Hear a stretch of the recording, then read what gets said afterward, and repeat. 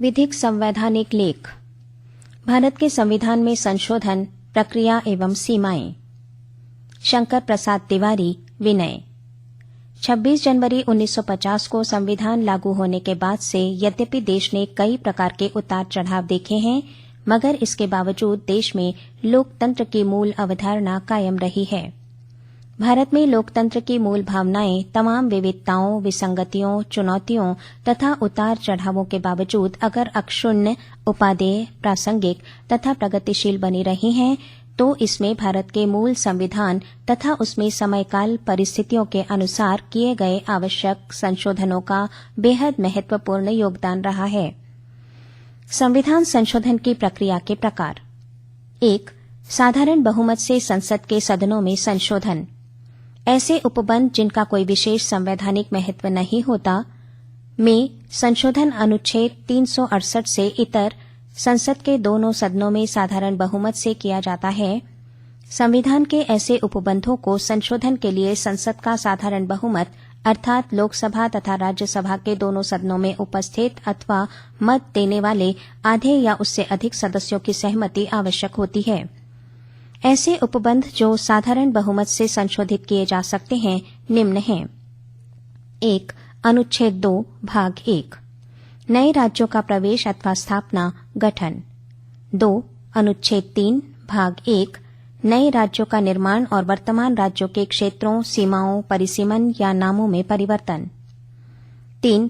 अनुच्छेद 4 भाग 1 पहली अनुसूची राज्यों और केंद्र शासित प्रदेशों का उल्लेख तथा चौथी अनुसूची राज्यों तथा केंद्र शासित प्रदेशों के लिए राज्यसभा में सीटों के आवंटन का उल्लेख में संशोधन तथा अनुपूरक, आनुषंगिक और पारिणामिक विषयों का उपबंध करने के लिए अनुच्छेद 2 तथा अनुच्छेद 3 के अंतर्गत बनाई गई विधियां। 4. दूसरी अनुसूची राष्ट्रपति, उपराष्ट्रपति, लोकसभा अध्यक्ष, नियंत्रक एवं महालेखा परीक्षक CAG आदि के वेतन तथा भत्तों का विवरण। 5. संसद में गणपूर्ति। 6. राज्य विधान परिषद का निर्माण या समाप्ति। 7. संसद सदस्यों के वेतन एवं भत्ते। 8. उच्चतम न्यायालयों में अवर न्यायाधीशों की संख्या। 9. राजभाषा का प्रयोग। 10. संसद या राज्य विधान मंडल हेतु निर्वाचन। 11. निर्वाचन क्षेत्रों का पुनर्निर्धारण। 12. नागरिकता की प्राप्ति एवं समाप्ति। 13. पांचवी अनुसूची अनुसूचित क्षेत्रों तथा अनुसूचित जनजातियों के प्रशासन एवं नियंत्रण से संबंधित प्रावधान। 14. छठी अनुसूची असम, मेघालय, त्रिपुरा तथा मिजोरम जैसे पूर्वोत्तर के राज्यों के जनजातीय क्षेत्रों के प्रशासन के बारे में उपबंध। 2. विशेष बहुमत के आधार पर होने वाले संशोधन। भारतीय संविधान के भाग 20 के अंतर्गत अनुच्छेद 368 संविधान संशोधन की संसद की शक्तियां तथा उसके लिए प्रक्रिया के अंतर्गत की संविधान संशोधन प्रक्रिया का उल्लेख किया गया है। जिन उपबंधों का संबंध भारत के संघीय ढांचे से है, उन्हें छोड़कर अनुच्छेद 368 के अंतर्गत संशोधन माने जाने वाले शेष सारे उपबंध इसी वर्ग में शामिल हैं। विशेष बहुमत द्वारा संविधान संशोधन विधेयक के पारित किए जाने की दो प्रमुख शर्तें हैं। 1. संशोधन को सदन की कुल संख्या के बहुमत का समर्थन मिलना आवश्यक है। सदन की कुल सदस्य संख्या से तात्पर्य सदन की औपचारिक समस्त संख्या से है, न कि तात्कालिक संख्या से। 2. संसद के प्रत्येक सदन में संशोधन विधेयक को सदन में उपस्थित तथा मतदान करने वाले सदस्यों में से कम 2/3 सदस्यों का समर्थन या बहुमत हासिल होना आवश्यक है। इस प्रक्रिया के द्वारा निम्न संशोधन किए जा सकते हैं। 1. मूल अधिकार। 2. राज्य के नीति निर्देशक तत्व तथा 3. वे सभी उपबंध जो अन्य दूसरी श्रेणियों के अंतर्गत संशोधन में नहीं आते। 3. संसद के विशेष बहुमत तथा कम से कम आधे राज्यों की विधानसभा या विधानमंडलों के समर्थन के आधार पर संशोधन। संघीय ढांचे के अंतर्गत शामिल उपबंधों को इस प्रक्रिया के तहत संशोधित किया जाता है। इस प्रकार के विधेयक 2 चरणों में पारित किए जाते हैं। 1. प्रथम चरण के अंतर्गत संशोधन विधेयक को विशेष बहुमत द्वारा संसद के दोनों सदनों में पारित किया जाता है तथा 2. दूसरे चरण में इसे पारित होने के पश्चात देश की कम से कम आधे राज्यों की विधानसभाओं द्वारा इस आशय का संकल्प पारित कर अनुसमर्थन प्राप्त करना आवश्यक माना जाता है। इस प्रक्रिया के अंतर्गत निम्न प्रकार से संशोधन किए जाते हैं। 1. राष्ट्रपति का चुनाव तथा राष्ट्रपति के चुनाव की प्रक्रिया, भाग 5 संघ के अंतर्गत अनुच्छेद 54 तथा अनुच्छेद 55। 2. इस प्रक्रिया के अंतर्गत संविधान के भाग 11 संघ तथा राज्यों के बीच संबंध के अध्याय 1 विधायी संबंध विधायी शक्तियों का वितरण में अनुच्छेद 245 से लेकर अनुच्छेद 255 तक निम्न विषय शामिल हैं। क. अनुच्छेद 245 संसद द्वारा और राज्यों के विधानमंडलों द्वारा बनाई गई विधियों का विस्तार। ख. अनुच्छेद 246 संसद द्वारा और राज्य के विधानमंडलों द्वारा बनाई गई विधियों की विषय वस्तु। ग. अनुच्छेद 247 कुछ अतिरिक्त न्यायालयों की स्थापना का उपबंध करने की संसद की शक्ति। घ. अनुच्छेद 248 अवशिष्ट विधायी शक्तियां। अंग. अनुच्छेद 249 राज्य सूची के विषय के संबंध में राष्ट्रीय हित में विधि कानून बनाने की संसद की शक्ति। च. अनुच्छेद 250 यदि आपातकाल की उद्घोषणा प्रवर्तन में हो तो राज्य सूची के विषय के संबंध में विधि बनाने की संसद की शक्ति। 6. अनुच्छेद 251 संसद द्वारा अनुच्छेद 249 तथा अनुच्छेद 250 के अधीन बनाई गई विधियों और राज्यों के विधानमंडलों द्वारा बनाई गई विधियों में असंगति। पृष्ठ 89। ज. अनुच्छेद 252 2 या 2 से अधिक राज्यों के लिए उनकी सहमति से विधि बनाने की संसद की शक्ति और ऐसी विधि का किसी अन्य राज्य द्वारा अंगीकार किया जाना। झ. अनुच्छेद 253 अंतर्राष्ट्रीय करारों को प्रभावी करने के लिए विधान। य. अनुच्छेद 254 संसद द्वारा बनाई गई विधियों और राज्यों के विधानमंडलों द्वारा बनाई गई विधियों में असंगति। ट.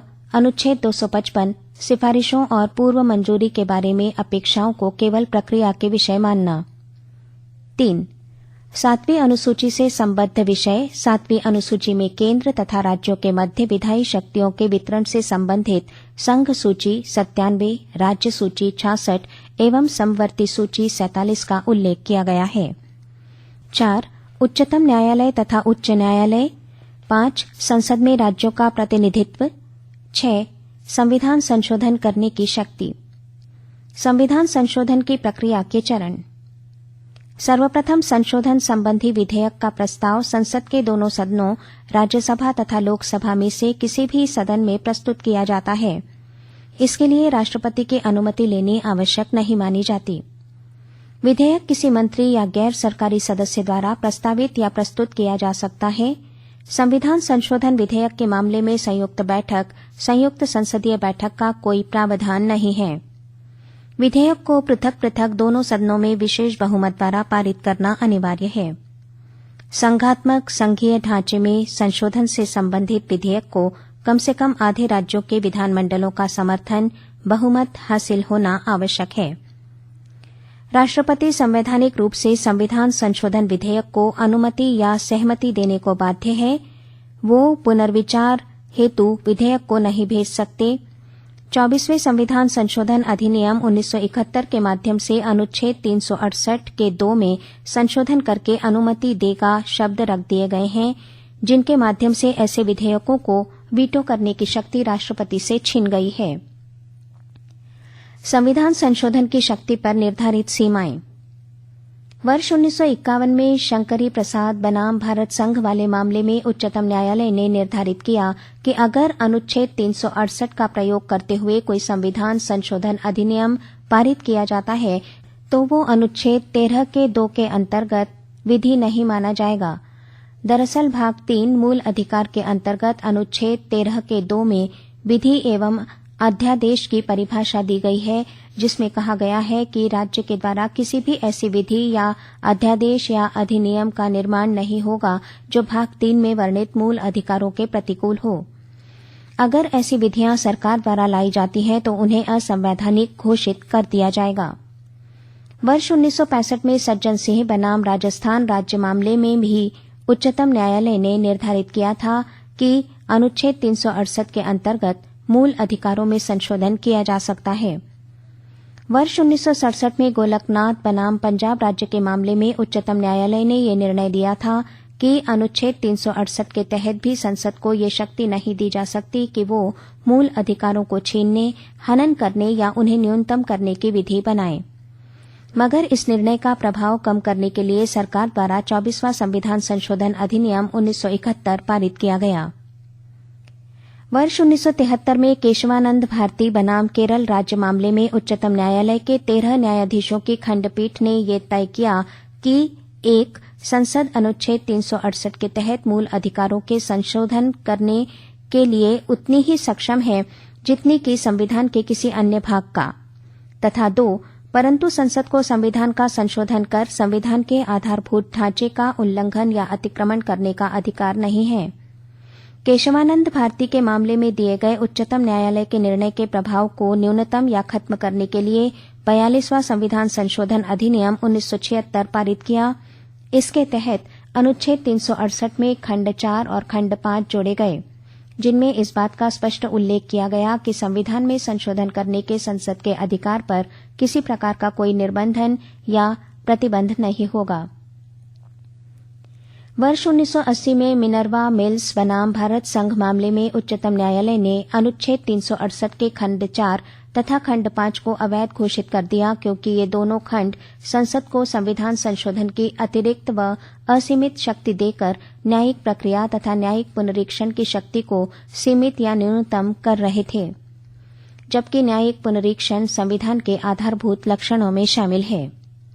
वर्ष 1981 में वामनराव बनाम भारत संघ के मामले में उच्चतम न्यायालय द्वारा स्पष्ट किया गया कि 24 अप्रैल 1973 के बाद यदि कोई भी अधिनियम 9वीं अनुसूची प्रथम संविधान संशोधन अधिनियम 1951 के अंतर्गत 9वीं अनुसूची को जोड़ा गया था, इसमें भूमि सुधार संबंधी ऐसे विषय शामिल हैं जिन पर न्यायिक पुनर्विचार पुनरावलोकन करना संभव नहीं है। इस सूची में सम्मिलित विषयों को इस आधार पर अवैध घोषित नहीं किया जा सकता कि वे मूल अधिकारों का उल्लंघन करते हैं में डाला गया है, तो इसकी न्यायिक समीक्षा की जा सकती है। संविधान के आधारभूत ढांचे में शामिल तत्व। संविधान के आधारभूत ढांचे की संकल्पना सर्वोच्च न्यायालय द्वारा वर्ष 1973 में केरल राज्य एवं केशवानंद भारतीवाद के दौरान की गई थी। न्यायपालिका द्वारा इस संदर्भ में यह कहा गया है कि आधारभूत ढांचा संविधान का वो मूल अभिन्न एवं आधारभूत भाग है जिसके परिवर्तन का आशय समूचे संविधान का ही परिवर्तन होगा। परंतु न्यायपालिका ने संविधान के किसी ऐसे भाग का उल्लेख नहीं किया है जो संविधान के अभिन्न भाग हों, बल्कि न्यायपालिका के अनुसार ये प्रत्येक वाद के अनुसार निर्धारित होगा। इस प्रकार अब तक के विभिन्न वादों में आधारभूत ढांचे के विभिन्न तत्वों का उल्लेख किया गया है, मगर ये सूची अभी भी पूर्ण नहीं है तथा न्यायपालिका इसका निरंतर विकास कर रही है ताकि संविधान के आधारभूत ढांचे को सही ढंग से परिभाषित किया जाए। यहाँ कुछ प्रमुख वादों का उल्लेख किया जा रहा है जिसके अनुसार संविधान के कुछ आधारभूत तत्वों की पहचान की गई। 1. केशवानंद भारती बनाम केरल राज्य मामले 1973 में न्यायमूर्ति सीकरी, न्यायमूर्ति हेगड़े तथा न्यायमूर्ति मुखर्जी द्वारा निम्न तत्वों को संविधान का आधारभूत ढांचा माना गया। 1. संविधान की सर्वोच्चता। 2. संविधान की संघात्मक संघवादी प्रकृति। 3. शक्तियों का पृथक्करण। 4. संविधान की धर्म पंथ निरपेक्ष प्रकृति। 5. लोकतांत्रिक और गणतांत्रिक सरकार का स्वरूप। 6. देश की संप्रभुता और एकता। 7. कल्याणकारी शासन प्रणाली तथा 8. व्यक्ति की स्वतंत्रता। 2. इंदिरा गांधी बनाम राजनारायण वाद 1975 में 39वें संविधान संशोधन का न्यायिक पुनरावलोकन किया गया। इस वाद में निम्न तत्वों को संविधान का आधारभूत ढांचा माना। 1. संप्रभु लोकतांत्रिक गणतंत्र। 2. निष्पक्ष चुनाव प्रणाली। 3. विधि का शासन तथा 4. परिस्थिति एवं अवसर की समानता। 3. मिनर्वा मिल्स बनाम भारत संघ 1980 मामले में सर्वोच्च न्यायालय द्वारा निम्न तत्वों को संविधान का आधारभूत ढांचा माना। 1. मूल अधिकार एवं नीति निर्देशक तत्वों से संतुलन तथा 2. न्यायिक पुनर्विलोकन। 4. इसी क्रम में आगे एसपी गुप्ता और अन्य बनाम राष्ट्रपति 1982 में सर्वोच्च न्यायालय की अधिकारिता, एसआर बोम्मई बनाम भारत संघ 1994 में धर्मनिरपेक्षता व संघवाद, एल चंद्रकुमार बनाम भारत संघ 1997 में न्यायिक पुनर्विलोकन तथा पीवी नरसिम्हा राव बनाम भारत संघ 1993 में संसदीय लोकतंत्र को संविधान का आधारभूत ढांचा माना गया। 5. इसके अतिरिक्त न्यायपालिका के विभिन्न निर्णयों के अंतर्गत निम्न तत्वों को संविधान के आधारभूत ढांचे में शामिल किया गया है। 1. स्वतंत्र और निष्पक्ष चुनाव। 2. न्यायपालिका की स्वतंत्रता। 3. संविधान की सर्वोच्चता। 4. भाग 3 में वर्णित मूलाधिकारों के विशिष्ट भाग तथा 5. भाग 4 राज्य के नीति निदेशक तत्व में वर्णित सामाजिक आर्थिक न्याय के सिद्धांत।